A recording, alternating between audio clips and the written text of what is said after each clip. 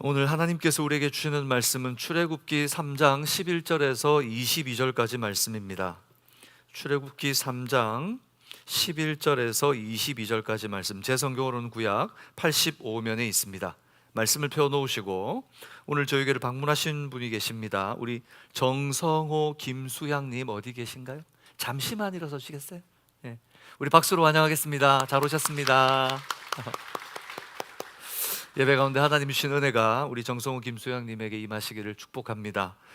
오늘 함께 준비한 말씀 읽기 전에 또 9월 암송 요절 함께 암송하도록 하겠습니다. 한 목소리로 같이 읽도록 하겠습니다. 시작. 신명기 6장 4절 5절 말씀. 이스라엘아 들으라. 우리 하나님 여호와는 오직 유일한 여호와이시니 너는 마음을 다하고 뜻을 다하고 힘을 다하여 내 하나님 여호와를 사랑하라. 신명기 6장 4절 5절 말씀. 아멘. 여러분 아마 9월 기도카드가 여러분 좌석 앞에 놓여 있을 겁니다. 9월 기도카드를 꼭 한 장씩 가져가셔서 9월 암송해야 될 말씀을 꼭 암송하시고 특별히 기도하실 때 이 말씀은 우리가 들어야 될 말씀이기도 하지만 바로 쉐마 이스라엘의 말씀입니다. 하나님께서 우리가 하나님의 말씀을 자녀 세대에게 증가하라고 주신 말씀, 이 말씀을 나도 들을 뿐 아니라 증가하는 50일 역사서를 함께 읽으면서 또 그것들을 안내하는 여러분 복된 가정 되시기를 축복합니다. 오늘 말씀 함께 교독하겠습니다. 11절부터 22절까지 11절 제가 읽겠습니다. 모세가 하나님께 아뢰되 내가 누구이기에 바로에게 가며 이스라엘 자손을 애굽에서 인도하여 내리이까? 하나님이 이르시되 내가 반드시 너와 함께 있으리라. 내가 그 백성을 애굽에서 인도하여 낸 후에 너희가 이 산에서 하나님을 섬기리니 이것이 내가 너를 보낸 증거니라. 모세가 하나님께 아뢰되 내가 이스라엘 자손에게 가서 이르기를 너희의 조상의 하나님이 나를 너희에게 보내셨다 하면 그들이 내게 묻기를 그의 이름이 무엇이냐 하리니 내가 무엇이라고 그들에게 말하리이까? 하나님이 모세에게 이르시되 나는 스스로 있는 자이니라. 또 이르시되 너는 이스라엘 자손에게 이같이 이르기를 스스로 있는 자가 나를 너희에게 보내셨다 하라. 하나님이 또 모세에게 이르시되 너는 이스라엘 자손에게 이같이 이르기를 너희 조상의 하나님 여호와 곧 아브라함의 하나님 이삭의 하나님 야곱의 하나님께서 나를 너희에게 보내셨다 하라. 이는 나의 영원한 이름이요 대대로 기억할 나의 칭훈이라. 너는 가서 이스라엘의 장로들을 모으고 그들에게 이르기를 여호와 너의 조상의 하나님 곧 아브라함과 이삭과 야곱의 하나님이 내게 나타나 이르시되 내가 너희를 돌보아 너희가 애굽에서 당한 일을 확실히 보았노라. 내가 말하였거니와 내가 너희를 애굽의 고난 중에서 인도하여 내어 젖과 꿀이 흐르는 땅 곧 가나안 족속, 헷 족속, 아모리 족속, 브리스 족속, 히위 족속, 여부스 족속의 땅으로 올라가게 하리라 하셨다 하면 그들이 내 말을 들으리니 너는 그들의 장로들과 애굽 왕에게 이르기를 히브리 사람의 하나님 여호와께서 우리에게 임하셨은즉 우리가 우리 하나님 여호와께 제사를 드리려 하오니 사흘 길쯤 광야로 가도록 허락하소서 하라.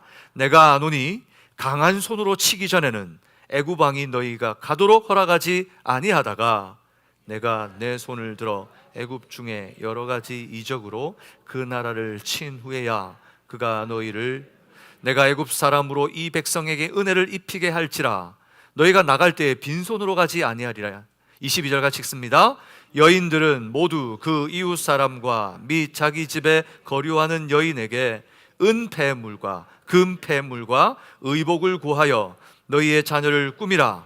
너희는 애굽 사람들의 물품을 취하리라. 아멘. 우리 좌우에 있는 분들에게 말씀으로 권면합니다. 말씀이 능력입니다. 말씀이 소망입니다. 오늘 여러분의 귀에 들린 대로 하나님의 말씀이 역사하시기를 축복합니다. 우리에게는 어떤 순간이 찾아옵니다. 우리 모두에게는 그 어떤 순간이 찾아오는데 바로 결정할 순간입니다. 하지만 모든 사람이 그 순간을 붙잡지는 못합니다. 어떤 이는 준비하지 못해서 그 순간을 떠나보내고 또 어떤 이는 두려움의 그 순간을 놓치고 맙니다. 그리고 시간이 흐른 후에 지난 일을 후회하면서 그럴 걸, 저럴 걸, 그때 그럴 걸 하면서 껄껄껄 하면서 하는 인생이라고 누가 얘기하더라고요. 이것이 바로 인생이 가진 한계죠. 하지만 그 선택의 순간에 만약 누군가 나를 객관적으로 평가하고 나도 알 수 없는 나를 발견하게 도와줘서 올바른 선택을 돕는다면, 만약에 그런 누군가가 내 옆에 있다면 바로 그 사람은 복된 사람일 겁니다. 여러분과 저는 바로 이미 그 복을 누리고 있습니다. 믿으십니까? 이 복된 선택은 바로 우리가 예수 그리스도를 나의 주와 하나님으로 내가 모셔드렸다는 바로 그 선택입니다. 여러분 모두가 그 예수님을 이미 선택하신 줄 믿습니다. 아멘? 그렇습니다. 오늘 불붙은 떨기나무 가운데 하나님을 만난 모세도 선택의 기로에 서 있습니다. 하지만 하나님의 관점에서 모세는 선택해야 된 기로에 서 있지만 하나님이 보실 때 모세는 이미 선택되었습니다. 하나님이 이미 모세를 선택하셨어요. 그럼에도 하나님께서 모세에게 사명에 대해 말씀하신 이후에 모세의 반응에 대해 들으시고 또 답해 주시면서 그가 사명자로 세워졌다는 것을 깨닫게 하시고 있는 것이 오늘 3장의 말씀입니다. 오늘 저는 이 말씀을 통해서 내가 너와 함께하리라 라는 제목으로 말씀을 나누려고 합니다. 저를 따라서 할까요? 내가 너와 함께하리라. 우리 좌우에 있는 분들에게 내가 너와 함께하리라. 바로 이 음성이 오늘 여러분과 저에게 하나님의 은혜를 사모하는 우리 모두에게 들리기를 주님의 이름으로 축복합니다. 모세의 첫 번째 대답, 하나님께서 내가 너를 사명자로 부르겠다라고 했을 때 첫 번째 대답은 오늘 11절에 나타나는데, 여러분의 성경을 통해서 같이 읽겠습니다. 여러분 성경을 보시고 11절 같이 읽읍시다. 시작. 모세가 하나님께 아뢰되 뭐라고 했습니까? 내가 누구이기에. 모세의 첫 번째 대답은 그거였습니다. 내가 누구이기에. 옛날 개정이 아닌 개역 성경에는 내가 누구관데, 내가 도대체 누군데? 라고 하나님 앞에 말합니다. 거절의 뜻을 표현하는 것처럼 들리죠. 아마 이것을 들으면서 긍정적인 표현이라기보다는 부정적인 표현으로 다들 들릴 겁니다. 내가 누군데? 내가 누구이기에 하나님? 하지만 이 반응은 사실은 복잡 미묘한 마음이 그 속에 담겨져 있습니다. 복잡한 내용이 담겨져 있습니다. 이 표현을 잘 살펴보면 이해할 수가 있는데, 우리가 읽고 있는 한글 성경은 좀 사실 그 의미를 찾아보기 힘듭니다. 그런데 히브리어 성경에는 키라고 하는 단어가 사용됩니다. 이기에 또는 관대라고 하는 이 표현은 내가 누구 관대, 내가 누구 이기에 라고 하는 이 표현은 키라고 하는 히브리어 단어가 쓰였습니다. 이 단어는 자기를 비하하고 내가 겸양하는 뜻으로 담고 있는 의미를 표현합니다. 나를 낮추고 겸손한 모습의 나를 표현할 때 키라고 하는 단어를 사용하는데, 그래서 하나님의 뜻을 모세가 거절하는 것처럼 보이지만 사실은 하나님의 뜻을 거절하는, 무시하는 교만한 태도가 아니었다는 거죠. 모세는 두려움이 있었습니다. 하나님께서 내가 너를 사명자로 써야 되겠다 하는데 두려웠습니다. 그는 젊은 시절 자신이 이스라엘의 재판관이 되고 구원자가 되려고 했죠. 그러다가 일을 저질렀습니다. 어떤 일을 저질렀죠? 애굽 사람 하나를 쳐 죽였습니다. 그리고 어떻게 했습니까? 모래 속에 파묻었는데 들통이 나가지고 결국은 미디안으로 도망을 오게 됐죠. 그리고 자기 형제들은 어떻게 했습니까? 모세를 거부했습니다. 모세는 두려웠습니다. 모세에게 애굽으로 돌아가래요. 모세는 두려웠을 겁니다. 그리고 모세는 왜 하나님께서 굳이 자신 같은 사람을 택하는지에 대한 의문이 들었던 것 같습니다. 왜 하나님 전가요? 왜? 하나님이 애굽으로 보내시겠다고 하는데, 바로 앞에 세우시겠다고 하는데 자신은 예전에 그 왕자도 아니에요. 그런 권력도 없어요. 그런 힘도 없어요. 그저 미디안의 목자로 살고 있는 자신이 지금 하나님이 주시는 그 말씀을 따르기에는 한없이 초라하게 보였을 겁니다. 왜 하나님 지금에서 저를 부르십니까? 그때 부르셨으면. 그래서 하나님께 자신의 부족함을 표현하고 있는 겁니다. 내가 하나님 쓰임 받을 수 있을까요? 저는 그럴 만한, 모세는 스스로도 여러 가지 마음이 종잡을 수 없이 복잡 미묘한 마음이 자신 속에서 혼란스럽게 했을 겁니다. 우리도 그럴 때가 있지 않습니까? 뭐 하나 턱 던져 놓으면 그냥 yes or no로 하면 되는데 복잡해져요, 머리가. yes or no가 안 돼요. 이게 뭔가 실타래같이 뭔가 나를 혼란스럽게 할 때가 있지 않습니까? 모세는 더 했을 겁니다. 모세는 바로 이렇게 얘기하는 겁니다. 도대체 왜 나 같은 사람을 하나님, 아니요, 저는 그럴 만한 사람이 아닙니다. 사람 잘못 보셨습니다. 저는 그럴 만한 깜냥이 되지 않는 사람입니다. 모세는 하나님 앞에 초라한 자신의 모습은 하나님께서 쓰실 만한 사람이 아니라고 말하는 겁니다. 하나님 앞에 선 모세의 이 모습을 통해 하나님이 비로소 모세를 찾으신 이유를 우리는 발견할 수 있습니다. 왜 하나님은 바로 지금 이 순간 모세를 찾아왔을까요? 40년 동안 바로의 궁에서 모든 것을 다 익히고 모든 권력과 힘을 가지고 있을 때 왜 찾아오지 않으시고 미디안 광야로가 이 40년 동안 자기가 가졌던 모든 것들을 다 잊어버리고 아무것도 남지 않았던 바로 모세는 자신이 스스로 초라하다 생각에 머물러 있었을 겁니다. 그래서 오늘 하나님이 부르시는데도 불구하고 이렇게 반응하는 거죠. 그러나 하나님은 자신이 구원자가 되겠다고 했던 교만했던 인본주의적인 요소들, 모세 안에 있던 그 인본주의적인 요소로 가득 찼던 내가라고 하는 모든 요소가 40년 광야 훈련소에서 다 빠져나가고 이제 겸손하여 순종할 준비가 되었기에 찾아오신 것입니다. 사랑하는 여러분, 우리가 강할 때 하나님은 우리에게 말씀하지 않으십니다. 하나님, 우리가 내려놓을 때 그때 하나님이 일을 시작하시는 줄 믿습니다. 베드로전서 5장 5절과 6절은 이렇게 말합니다. 젊은 자들아, 이와 같이 장로들에게 순종하고 다 서로 겸손으로 허리를 동이라. 하나님은 교만한 자를 대적하시되 겸손한 자들에게 은혜를 주시느니라. 하나님은 교만한 자를 대적하시되 겸손한 자들에게 은혜를 주시는 줄 믿습니다. 6절에 이렇게 이야기합니다. 같이 읽겠습니다. 그러므로 하나님의 능하신 손 아래에서 겸손하라. 때가 되면 너희를 높이시리라. 하나님이 언제 우리를 쓰실까요? 하나님께서 언제 우리의 삶에 역사하시고 나를 통해 일하실까요? 겸손하여 때가 되면, 겸손의 준비가 되면 그때부터 하나님이 높이시기 시작하십니다. 사랑하는 여러분, 겸손합시다. 겸손합시다. 우리 좌우에 있는 분들에게 겸손합시다.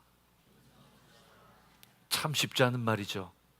내가 말하기도 쉽지 않은 말이고 누군가에게 말하기도 쉽지 않은 말입니다. 그러나 하나님 앞에서 하나님은 바로 그 겸손한 자를 찾아오십니다. 예수님께서 갈릴리에서 말씀을 전하시던 밤에, 그 날에 이 밤새 업을 하고 돌아온 한 사람이 있었습니다. 예수님께서는 그의 배를 빌려서 말씀을 사용하기 위해 많이 모인 무리들에게 말씀을 전하셔야 되는데 이 베드로의 배를 좀 빌려서 사용했죠. 그에게 깊은 곳으로 가서 그물을 던지라고 했습니다. 그때 베드로가 어떻게 했습니까? 인간적인 교만을 내려두고 말씀에 의지했습니다. 이제 30대밖에 안 되는 청년이 와서 깊은 곳에 가서 그물을 던져래요. 바다에 대해서 뭘 안다고. 베드로는 그 일생을 바다와 함께했던, 갈릴리와 함께했던 바로 그런 인생인데, 그런데 베드로는 그 교만을 내려놓고 그냥 순종하여 그물을 내렸습니다. 그때 어떤 일이 일어났습니까? 만선의 기적을 체험했죠. 우연일까요? 우연히 하나님 찾아가시고 우연히 만선을 경험하신 걸까요? 아닙니다. 주님의 때가 되었기 때문입니다. 베드로를 주님께서 찾아오신 것은 베드로가 겸손하여 하나님의 뒤를 따를 준비가 되었기 때문입니다. 어디서 우리가 그것을 알 수 있습니까? 바로 그 현장을 목격했을 때 베드로는 예수님 앞에 이렇게 고백하죠. 주여, 나를 떠나소서, 나는 죄인입니다. 사랑하는 여러분, 하나님은 지금도 겸손한 자를 찾으십니다. 세상에 똑똑한 사람 많습니다, 여러분. 교회 안에도 여러분, 내노라 하면 알만한, 그리고 내가 가지고 있는 것, 그리고 달란트가 많고 실력이 좋은 분들 많습니다. 그러나 여러분, 교회 생활을 하다 보면, 목회를 하다 보면 하나님 누구를 쓰시는가? 누구를 들어 올리시는가? 결국은 겸손한 자를 사용하십니다. 겸손한 자를. 오늘 여러분이 하나님 앞에 들어 쓰임받는 겸손한 인생이 되시기를 축복합니다. 인간이 볼 때가 아닙니다. 저 집사님이, 저 장로님이, 저 목사님이 참 저분은 겸손해. 그게 아닙니다, 여러분. 하나님 앞에 겸손하십시오. 하나님 앞에. 하나님이 보시기에. 그래야 숨김없이 겸손의 삶을 살 수 있습니다. 오늘 하나님은 그런 준비된 모세를 찾아오셨고, 그 하나님께서는 모세를 찾아오셨듯이 지금 오늘 예배를 통하여 우리에게 찾아오실 것을 저는 믿습니다. 애굽의 왕자로 있을 때 모세는 얘기했죠. 내가 구원할 수 있다 여겼지만, 이제 그는 자신의 힘으로 할 수 없음을 알고 있기 때문에 아마 마음이 더 힘들었을 겁니다. 그러나 이것이 평범한 부르심이었다면 문제가 없지만, 지금 자신 앞에 나타난 하나님의 영광스러운 모습 앞에서 모세의 마음은 무거웠을 겁니다. 우리 집에서 아이들이 부모에게 이거 해주세요, 저거 해주세요, 그런 것 때문에 부모가 마음이 부담스럽지는 않죠. 아내가 남편에게 뭔가를 요청할 때 마음이 부담스럽지 않습니다. 주변의 이웃들이 뭔가 우리에게 요청할 때 그냥 해주면 되고 안 해주면 됩니다. 그러나 여러분, 사안이 다르고 무게가 다르며 그것의 영향력에 있어 수많은 사람들이 달려 있으며, 이 일을 통하여 내가 아닌 나보다 더 영광스러운 누군가가 나타내야 되는 상황이라면 그때부터는 문제가 달라집니다. 덜썩 뭔가 하나 나에게 던져줬는데 그것이 가슴을 누르기 시작합니다. 이걸 어떻게 해야 되지? 이걸 어떻게 해야 되지? 바로 그런 것처럼 모세는 지금 짧은 순간이지만 하나님이 불붙은 떨기나무 속에 나타나서 그에게 애굽으로가 구원하라는 그 마음에, 말씀의 마음이 무거웠습니다. 바로 그때 하나님께서는 모세에게 이렇게 말씀합니다. 우리 12절 초두입니다. 12절 초두 같이 읽어볼까요? 시작. 하나님이 이르시되 내가 반드시 너와 함께 있으리라. 하나님께서 두려워 떨고 있는 모세에게, 마음이 무거워 결정하지 못하고 있는 모세에게, 모세야, 내가 너와 늘 함께 있을게. 모세야, 내가 널 홀로 두지 않을게 라고 말씀하시는 겁니다. 여러분, 살아가다 보면 이렇게 피할 수 없는 상황을 만날 때가 있습니다. 도저히 내가 피할 구멍이 없습니다. 이건 내가 직면해야 될 그런 상황을 만날 때가 있습니다. 그런다고 또 누구에게 맡길 수도 없는 것입니다. 누구에게 맡긴다고 또 말할 수도 없는 나의 짐. 그래서 내가 짊어져야만 하는 짐이 있습니다. 그 짐을 싣고 갈 때, 그 짐에 눌려 있을 때 여러분 마음이 어떤가요?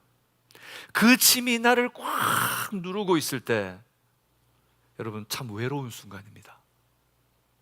누구에게 말할 수도, 부탁할 수도, 그리고 이것을 누군가에게 넘겨줄 수도 없습니다. 이런 순간 많은 이들은 돕겠다는 마음으로 충고를 늘어놓습니다. 그러나 그 충고는 아무런 도움이 되지 않습니다. 어떤 이는 자신들의 경험을 늘어놓습니다. 내가 이랬었는데, 내가 저랬었는데, 그의 귀에는 아무것도 들리지 않습니다. 오히려 마음이 힘듭니다. 하지만 그때 가장 힘이 되는 것은 100마디 말보다 누군가 바로 그 옆에서 함께 해주는 겁니다. 그가 눈물을 흘릴 때 같이 부여잡고 울어주고, 그가 누군가에게 막 자랑하고 싶을 때 그 자랑을 함께 들어주고 함께 기뻐해 주는 바로 한 사람, 그 한 사람이 함께하는 것이 가장 큰 힘이 되죠. 여러분 어떠십니까? 어떤 시간을 지나고 계십니까? 여러분에게는 어떤 짐이 있습니까? 누군가에게 말 못하고 덜어내지 못하고 내가 짊어져야만 하는 어떤 짐이 없습니까? 오늘 여러분에게 하나님께서 말씀하십니다. 내가 반드시 너와 함께 하리라. 그 음성이 여러분의 심령에 들리시기를 주님의 이름으로 축복합니다. 모세와 함께 하신다고 하신 하나님께서는 모세에게 그저 빈말을 하시는 것이 아닙니다. 출애굽기 3장 12절에 보니까 계속해서 이렇게 말합니다. 우리 전체를 다시 한번 읽읍시다. 시작. 하나님이 이르시되 내가 반드시 너와 함께 있으리라. 내가 그 백성을 애굽에서 인도하여 낸 후에 너희가 이 산에서 하나님을 섬기리니 이것이 내가 너를 보낸 증거니라. 내가 너와 시작한 이곳으로 너를 다시 인도하여 올 거다. 모세야, 호렙이라고 하는 산의 이름처럼 폐허와 같은 너의 마음, 삶의 모든 것을 잃어버리고 그냥 마음이 허해져 있는, 모든 인생의 목표를 잃어버리고 있는 너의 마음을 내가 안다. 나그네와 같이 정처 없는 삶, 애굽 사람도 아니고 이스라엘 사람도 아니고 미디안 사람도 아니고 어디에도 속하지 못하고 나그네가 되어 있는 바로 너의 인생에 내가 마침표를 찍어줄게. 오늘 하나님께서는 모세에게 내가 이 산에서 하나님을 섬기리니 이것이 내가 너를 보낸 증거니라. 내가 너를 보낼 뿐 아니라 돌아오게 하며 내가 너와 함께 할게 라고 말씀하시는 것이죠. 마침내 하나님 나라의 복을 내가 누리게 하겠다 말씀하시는 것입니다. 여러분, 하나님은 빈말하지 않으십니다. 하나님은 거짓말하지 않으십니다. 모세에게 다시 한번 확실히 내가 너와 함께 하겠다 말씀하시는 겁니다. 여러분이 그 하나님을 믿을 때 하나님은 그 믿음과 함께 역사하실 것을 저는 믿습니다. 믿으십니까? 어떤 사람이 어느 날 꿈을 꾸었습니다. 그는 주님과 함께 해변길을 걷고 있었습니다. 하늘을 가로질러 자기 인생의 여러 장면들이 펼쳐 지나갔습니다. 근데 각 장면들을 보니까 그 장면들이 지나가는 모래 위에 두 벌의 발자국이 있었어요. 하나는 그의 것이고 또 하나는 누구의 것이었을까요? 주님의 것이었습니다. 자기 인생의 마지막 장면이 그의 앞에 보였습니다. 마지막 장면을 봤는데 그 모래 위에 있는 발자국들이 보였어요. 자기 인생의 행로에서 여러 번, 그런데 발자국이 두 벌이 아니고 한 벌인 거예요. 분명히 두 벌이 있어야 되는데 자기 인생의 행로에서 여러 번 발자국이 하나밖에 없어요. 또 자세히 들여다보니 이것은 자기 인생에서 가장 침체되고 슬픈 일이 일어났을 때라는 것을 그는 깨달았습니다.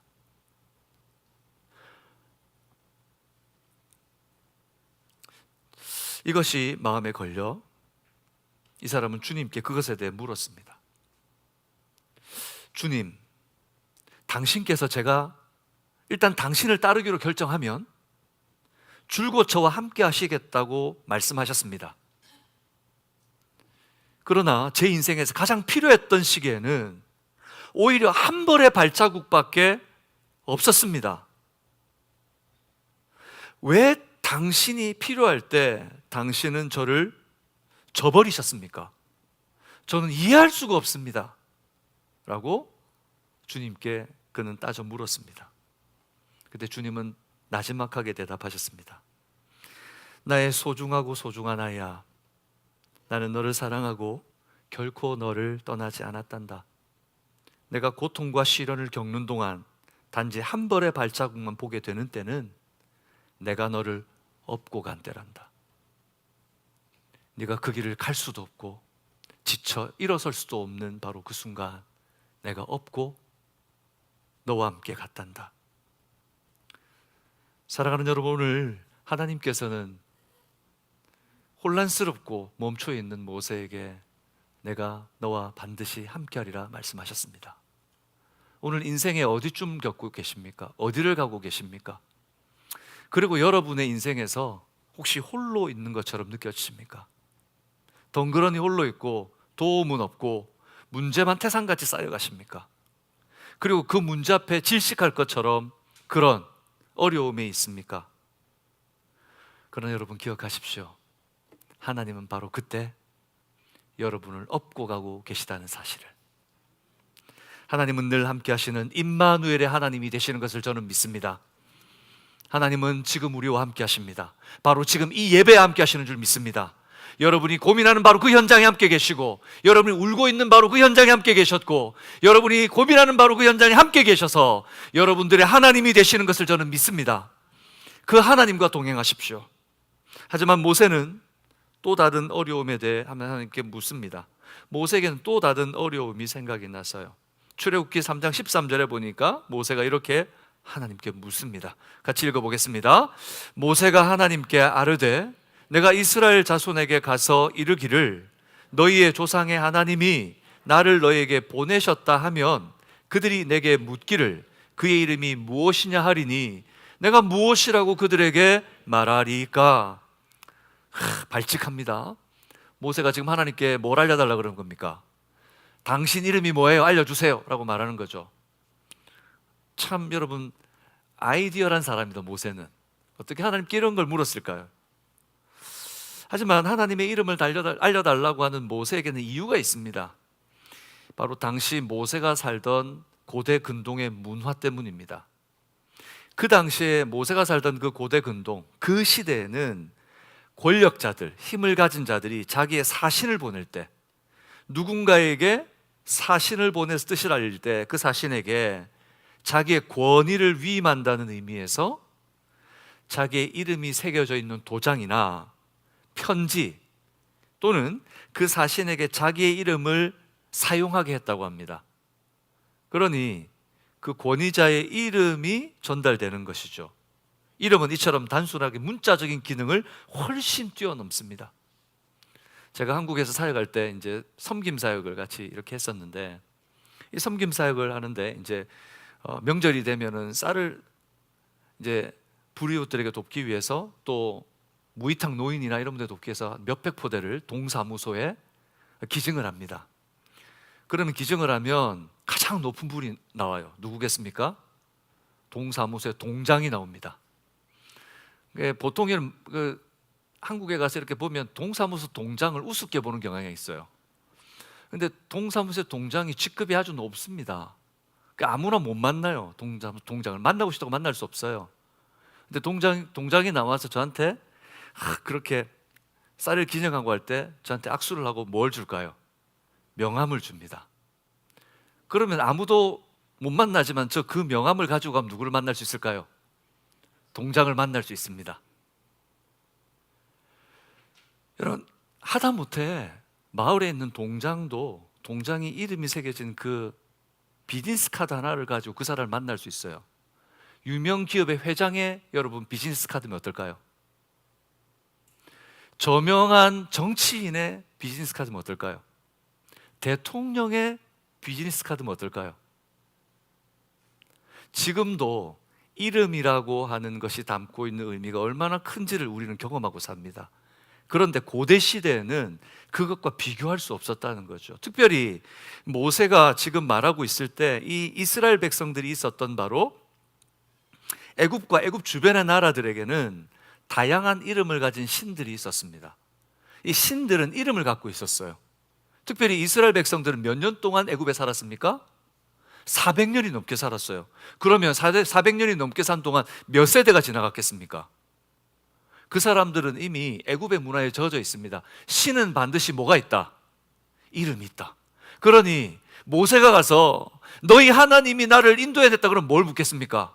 이름이 뭐냐? 라고 물을 거란 말이죠. 모세가 바로 그런 문화적인 배경 아래 묻는 겁니다. 당신의 이름은 무엇입니까? 그 권위가 무엇인지 그들에게 알려줘야 됐기 때문이죠. 의문을 품은 모세에게 하나님께서는 자신이 누구인지 말씀해 주십니다. 출애굽기 3장 14절인데 여러분 성경에 별표를 쳐놓으시고 중요하니까 동그라미를 쳐놓으시고 줄을 꺼 놓으세요. 아주 중요한 말씀입니다. 우리 같이 읽겠습니다. 시작. 하나님이 모세에게 이르시되 나는 스스로 있는 자이니라. 또 이르시되 너는 이스라엘 자손에게 이같이 이르기를 스스로 있는 자가 나를 너희에게 보내셨다 하라. 하나님께서는 자기 이름을 말하십니다. 나는 누구다? 더 아리까리하네요. 이름을 탁 알려주면 나는 스스로 있는, 영어로는 뭡니까? I am who I am. 이 뭐야 이게? 나는 나야? 지금으로 하면 나는 난데? 이게 무슨 이름이야? 도대체 하나님 뭘 말씀하시려고 할까요? 14절에 하나님께서 말씀하시는 I am who I am, 나는 나이다 라는 이것은 오늘 14절에 보면 나의 영원한 이름이요 대대로 기억할 나의 칭혼이라 라고 말씀하셨습니다. 그냥 하나님께서 일시에 말하는 것, 일순간에 말하는 것이 아니라 하나님이 가지고 있는 모든 하나님의 성품들을 드러내는 바로 하나님의 이름이라고 하는 것입니다. 그래서 어떤 이들은 이것을 번역할 때 지금 함께 하시는 하나님이라고 해석하기도 하고, 어떤 일은 자존하시는 영원하신 하나님이라고 표현하기도 하고, 아주 여러 가지로 정리해서 해석하고 있습니다. 그 중에 몇 가지를 여러분들과 함께 나누려고 합니다. I am who I am, 나는 스스로 있는 자다. 이것은 무엇을 얘기하는가? 첫 번째는 어떤 것으로부터 제한되지 않으시는 하나님, 어떤 것으로부터 제한되지 않는 하나님이다 라는 것을 이야기하는 것입니다. 애굽의 큰 능력과 애굽의 군사와 말발굽과 애굽의 힘으로도 하나님을 제한할 수 없다. 너희가 애굽에서 종이 되었고 하나님을 잊어버리고 너희가 하나님을 떠났다고 해도 내가 구원하려고 하는 계획이 있다면 그 어떤 것도 너희 하나님의 뜻을 제한할 수 없다. 하나님이 하시고자 하시면 하나님은 하시는 분이시다. 바로 어떤 것도 제한할 수 없는 하나님, 제한되지 않으시는 하나님이라는 것을 오늘 이 말씀 속에서 표현해 주는 거예요. 두 번째는 영원부터 영원까지 항상 계시는 하나님. 나는 나다. 나는 스스로 있다. 그분이 어디서부터 시작되었는지, 어디로부터 시작되었는지 중요하지 않습니다. 왜요? 그 모든 것이 바로 자신으로부터 시작되신 영원하신 하나님이시기 때문입니다. 그 영원하신 하나님은 어디서부터 어디까지가 아니라 모든 곳에 모두 채워진 내가 나이기에 존재하시는 바로 그 하나님의 영원성에 대해서 보여주는 표현입니다. 세 번째는 비교할 대상이 존재하지 않는 유일한 하나님이십니다. 비교할 대상이 존재하지 않는 유일한 하나님이십니다. 조금 전에 말씀드린 애굽에는 수많은 신들이 있었습니다. 하늘부터 땅까지, 땅 밑에까지 모든 것들이 신이었습니다.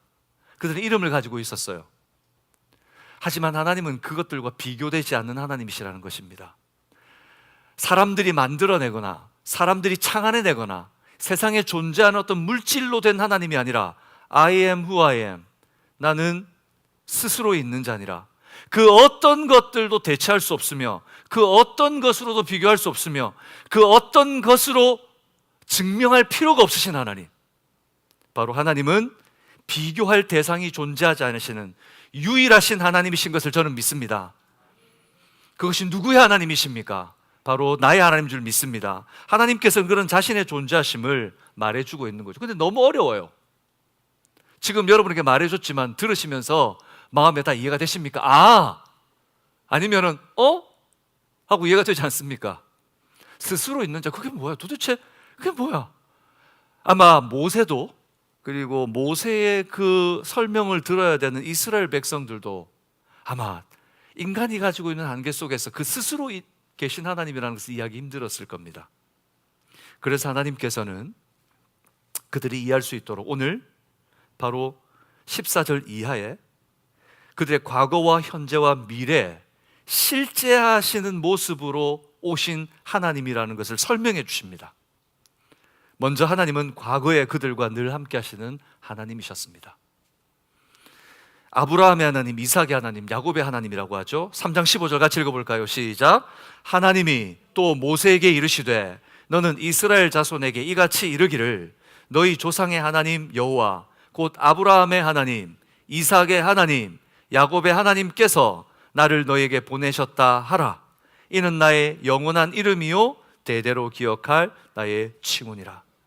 아브라함의 하나님, 이삭의 하나님, 야곱의 하나님은 사실은 하나님은 영원하심에 대한 표현이기도 합니다. 그런데 오늘 이 본문 속의 문맥상에서는 영원함보다는 이스라엘 백성과 과거의 역사적 현장에 늘 함께 동행하셨다는 하나님이라는 것이죠. 이스라엘 백성들에게 누구라고 표현해야 되는가? 바로 너희의 믿음이 시작된 바로 아브라함, 너희 조상 아브라함의 하나님이시요, 바로 아브라함의 아들인 위대한 족장 이삭의 하나님이시며, 너희를 바로 애굽으로 인도하여 드린 바로 그 12지파의 아버지 야곱의 하나님, 바로 과거에 늘 너희와 함께 하시며 동행하셨던 바로 그 하나님이다 라고 말씀하시는 겁니다. 두 번째는 현재 그들의 삶의 현장에 과거에만 있었던 것이 아니라 지금도 함께 하시는 하나님이라시는 겁니다. 출애굽기 3장 16절 17절에 보면 이렇게 말하죠. 16절 후반부에 내가 너희를 돌아보아 너희가 애굽에서 당한 일을 확실히 보았노라. 무슨 말입니까? 고난은 지금 현재 일입니다. 하나님께서는 과거에 아브라함, 이삭, 야곱만 있었던 것이 아니라 지금 너희의 고난 당하고 있는 현장에 하나님이 보시고 확인하시고 함께하고 계시다라는 것을 바로 가르쳐주고 계시는 것입니다. 뿐만 아니라 계속해 17절에 보니까 이렇게 말합니다. 우리 17절 같이 읽어볼까요? 시작.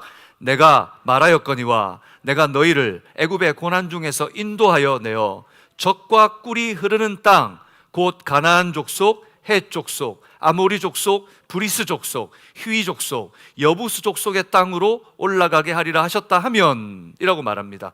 무슨 말입니까? 너희를 이 고난 중에, 지금 현재의 고난 중에서 현재의 문제를 해결하실 수 있는 하나님, 그 하나님이 바로 나라는 것을 그들에게 말해라 라고 하시는 것입니다. 여러분 믿으십니까? 오늘 여러분의 현재의 문제를 해결하실 수 있는 분은 누구십니까? 바로 하나님이십니다. 그리고 이스라엘에게 장차 미래에 반드시 자기 백성을 구하여서 영광스러운 하나님의 백성 삼으시겠다는 것이죠. 출애굽기 3장 18절에서 22절까지 나타나 있는데 그 중에 20절까지 말씀을 보면 하나님께서 마치 모세가 애굽에 갔다 왔던 것처럼 얘기합니다. 네가 애굽에 들어가면 이 바로가 거절할 건데 그 거절을 하면 내가 그 완강한 마음에 내가 강하게 역사해서 너를 이끌어내게 할 거다. 그러면서 20절에 이렇게 말합니다. 20절 말씀 읽어볼까요? 시작. 내가 손을 들어 애굽 중에서 여러 가지 이적으로 그 나라를 친 후에야 그가 너희를 보내리라. 하나님께서는 앞으로 일어날 일들에 대해서 마치 일어난 일처럼 모세에게 알려주시고 있습니다. 사랑하는 여러분, 하나님 앞에 모든 시간은 현재입니다. 하나님은 어제도 계시고 오늘도 계시며 장차 오실 분이시기 때문입니다. 하나님의 모든 것들은 하나님의 눈앞에 바로 지금처럼 나타나는 것을 믿습니다. 그래서 하나님은 다 알고 계셨습니다. 분명히 그래서 약속하신 대로 애굽에서 벗어나게 하실 것이라는 하나님이라는 것을 말해주고 있는데 21절과 22절에 보니 그저 나오게 하시지 않습니다. 같이 읽겠습니다. 시작. 내가 애굽 사람으로 이 백성에게 은혜를 입히게 할지라 너희가 나갈 때에 빈손으로 가지 아니하리니 여인들은 모두 그 이웃 사람과 자기 집에 거류하는 여인에게 은폐물, 금폐물, 의복을 구하여 너희의 자녀를 꾸미라. 너희는 애굽 사람들의 물품을 취하리라. 하나님 뭐라 그러십니까? 반드시 내가 미래에 아직 그들 구출을 위한 시작도 되지 않았지만 내 안에 이미 너희는 구출되었고 너희의 출애굽이 이미 완성된 것이라고 말하고 있는 거죠. 하나님의 시간 안에서 우리를 향한 하나님의 계획은 이미 완성된 줄로 믿습니다. 아멘이십니까? 여러분, 어려움이 있습니까? 공고함이 있습니까? 지금 기도를 시작했습니까? 그럼 하나님의 시간에서는 이미 해결된 것을 믿으시는 여러분 되시기 바랍니다. 그것이 믿음이죠. 하나님은 그것을 얘기하시는 것입니다. 어떻게 하실 것인가? 미래에 내가 너희를 빈손으로 오게 하지 않을게. 너희 두 손에 가득 지게 하며 너희의 고난과 고통 속에 보냈던 그 시간에 내가 반드시 수고한 대가를 얻게 하리라 약속하십니다. 사랑하는 여러분, 지금 하나님께서는 모세에게 무엇을 말씀하고 있는 것입니까? 나는 스스로 있는 자니라. 하나님은 지금 그들의 삶에 살아 역사하시는 하나님인 것을 말해주고 있는 겁니다. 과거에도 계셨고 지금도 계시며 우리의 장차 올 모든 일을 아시고 그 모든 것을 그의 권능의 손으로 만들어 가시는 하나님이신 것을 믿습니다. 그래서 계시록 1장 8절에 보면 예수님께서는 자기 스스로를 이렇게 표현하고 계십니다. 같이 읽겠습니다. 주 하나님이 이르시되 나는 알파와 오메가라. 이제도 있고 전에도 있었고 장차 올 자요 전능한 자라 하시더라. 아멘이십니까? 알파와 오메가. 알파가 뭡니까? 바로 헬라어의 첫 글자입니다. 오메가가 뭡니까? 헬라어의 제일 마지막 끝입니다. 한글의 제일 첫 글자가 뭡니까? 기역, 가. 제일 마지막 글자가 뭐죠? 히읗, 하. 우리나라 말로 바꾸면 하나님은 기역이시자 히읗이다. 하나님은 가이시자 하이시다. 제 이름이 나오네요. 이게 무슨 말이냐? 이 알파벳 속에는 여러 가지 의미가 담겨져 있고 숫자적인 의미도 아주 히브리어 헬라어라고 하는 이 언어 속에는 아주 다양한 의미들이 담겨져 있는, 특별히 이 알파와 오메가라는 것은 모든 것의 시초이며 모든 것의 마지막. 그러니 시초와 마지막 되시는 분은 그 모든 것에 충만해 계시다라는 표현이 바로 그 속에 담겨져 있는 겁니다. 온 천지, 온 시간, 온 상황과 형편 속에 하나님은 충만하신 줄로 믿습니다. 바로 하나님은 그렇게 살아 역사하시는 하나님이시라는 거죠. 사랑하는 여러분, 하나님은 그렇게 우리와 늘 함께 하시는 것을 믿습니다. 오늘 예배를 드리며 혹시 여러분 어떤 마음, 어떤 생각, 어떤 형편 가운데 나오셨습니까? 무엇을 가슴에 안고 무엇을 가지고 예배하며 하나님 앞에 무엇을 드리러 나오셨습니까? 그 하나님이 여러분을 만나 주시기를 축복합니다. 그 하나님을 만나시기 바랍니다. 우리 하나님은 대체 불가능합니다. 비교 불가능하신 분입니다. 그분은 유일하신 하나님이십니다. 그리고 지금도 예수의 이름으로, 그것을 믿음으로 주님을 닮아가며 하나님의 사명대로 살아가는 자들의 하나님이 되시는 것을 저는 믿습니다. 세상 속에서 아무리 우리가 작아 보일지라도 여호수아에게 하셨던 말씀을 기억합시다.